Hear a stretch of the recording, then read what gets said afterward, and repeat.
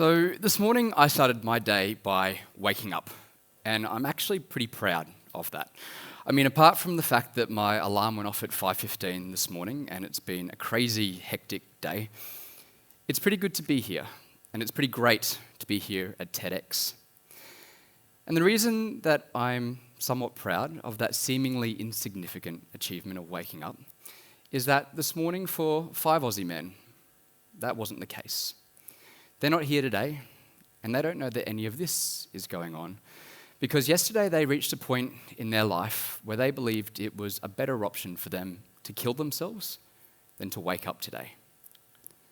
Another 5 Aussie men will do the same today, and tomorrow, and the day after that, and the day after that. And before this year is out, just under 2,000 Aussie men will have suicided. If we expand that out to a global context, that's around 700,000 men. And by this point, we can only represent each man by a single individual pale pixel. For each completed suicide, there's then another 20 suicide attempts. I'd show you that, but I'd need another 7 HD slides worth of pixels to show you that. It's literally an epidemic at a rate higher than leukemia, than even war. Men are killing themselves. And if you're a guy in this room between the ages of 14 and 44, the biggest threat to your life right now is actually yourself. But I don't want to get too bogged down in statistics. Instead, I want to talk about what each and every single one of us can do to help reduce the rate of suicide. But in order to do that, we need to first understand a little bit of common context, and a little bit of common understanding around what it is we mean when we talk about men, mental health, and suicide. And those ground rules are preempted by a small disclaimer. And that disclaimer is that suicide also affects women. Despite the fact that men complete suicide at a rate 5 times that of women, women attempt suicide at just as high rates as men. But as someone who works in the space specifically in men's mental health, I'm going to leave that conversation for someone who is far more capable at that conversation. So the first ground rule we need to understand about mental health is that mental health exists across a spectrum. Now that might sound like a really obvious thing to say, yet often when conversation about mental health or mental illness comes up, that spectrum becomes really narrow.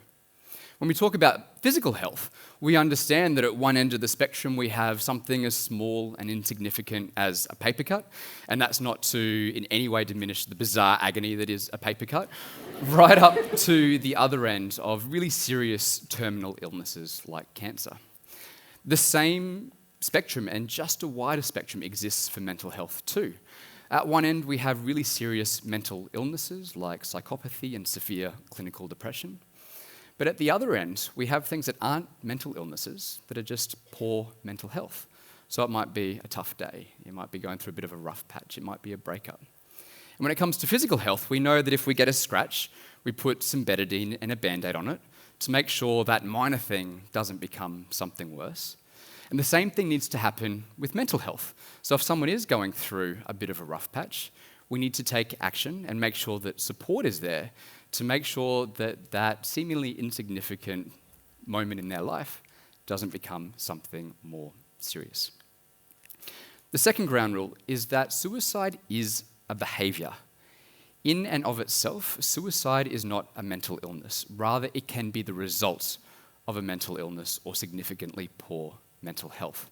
For the vast majority of people, suicide is when their inbuilt coping mechanisms are outweighed by their current circumstances. And although it's true that for a really small minority of people, thoughts of suicidality can be ongoing or even lifelong challenges, for the vast, vast, vast majority of people, thoughts of suicide are really temporary.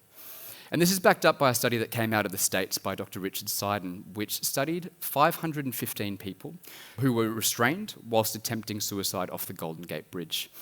And this was a really longitudinal study. And what they found was that years and years and years later, that of those 515 people who were restrained, 94% were still alive or had died from natural causes. 94%. So although 6% is still far too high, it suggests that, again, with the right intervention, with the right support, we can significantly reduce the rate of suicides. And what's interesting to note too, of that 6% who did go on to suicide, is that a third of those suicided within the first 6 months of the initial attempt. The third ground rule is that men are emotionally complex. Now, I'm sure we've all seen on our social media feeds and on Facebook and on Twitter, study after study that say that women are more emotionally intelligent than men, and that they express themselves in more emotional terms than men. And so you'd be forgiven for thinking that as men we're naturally emotionally stunted.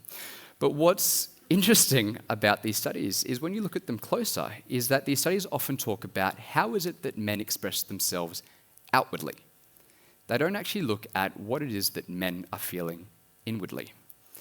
Now, back in 2014, myself and my team at Spur Projects, we ran a project called How is Australia Feeling? It was an app for smart devices, and we encouraged people across Australia to take part and log their emotions. We asked them to tell us what emotion they were feeling at any given point in time, what intensity that emotion was being felt, and what they were doing at that time. And so again, you'd be forgiven for thinking that the results between men and women would be vastly different. That's what we expected as well. I should also point out too that in terms of men potentially being more emotionally stunted, there's actually a term that's been coined, normative male alexithymia, which literally means without words for emotions. But anyway, getting back to the data. This here is the data from women. This is the average intensities felt by women. So at one end, 0 is that a particular emotion was felt really weakly, and up the other end, 100 meant that that emotion was being intensely felt. Here's the results of men. We can then break that data down into the individual emotions as well. So here we have the 6 base emotions of the app. Again, here's the results from women, and here's the results of men. Almost identical. So, we're now at a point where we understand that men have all the feels like women do. It's been suggested that potentially we're not hardwired to express ourselves at the same emotional level as women, but I think there's also something else really major at play. These things. A lot of people in the audience nod.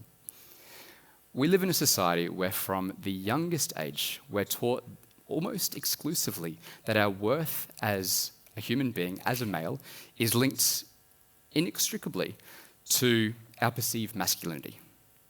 And that if we want to be a real man, that we have to conform to a really narrow definition of what it is to be a man. And if you don't believe that, these are products that are literally on sale today.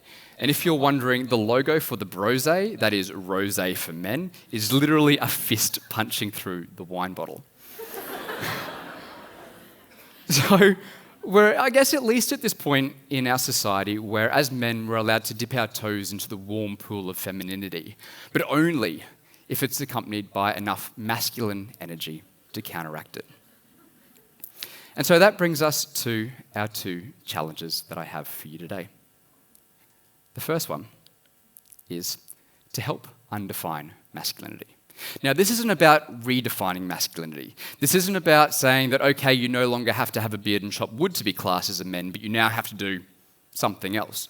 No, it's about challenging yourself and challenging other people when they try to define masculinity. So, for example, if you have a mate who says, oh, I'm off to Broga, you can say, no, you're going to yoga. And that's fine.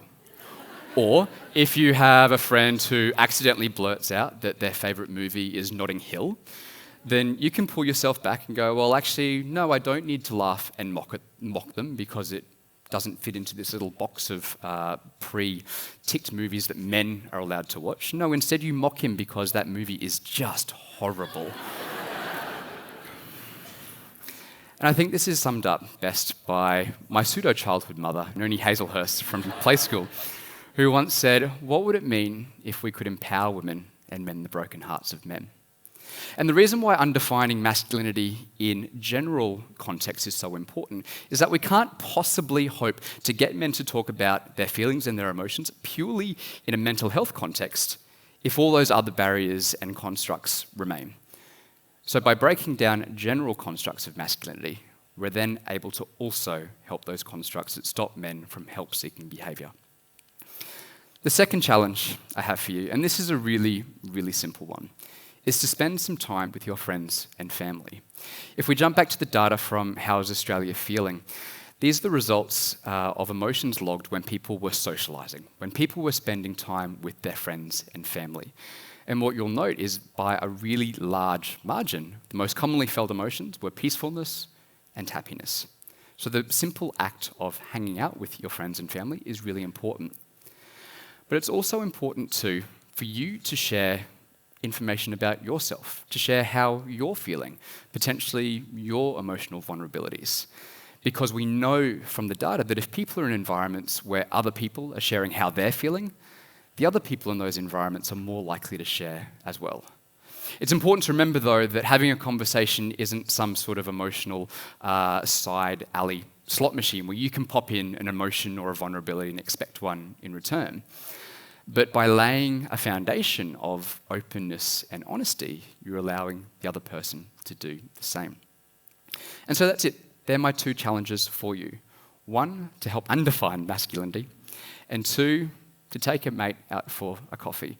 So although these two things are really, really small actions, and they might seem really insignificant, by doing these things, you're actually taking really big steps to empower men to talk about their feelings and to talk about their mental health. And as I said at the start, there are 5 guys out there today who are alive at this very second. Their hearts are still beating, and they won't be by this time tomorrow. But the conversations we have today, the way we engage each other today, the way we interact with the people around us today can literally change that. Thank you.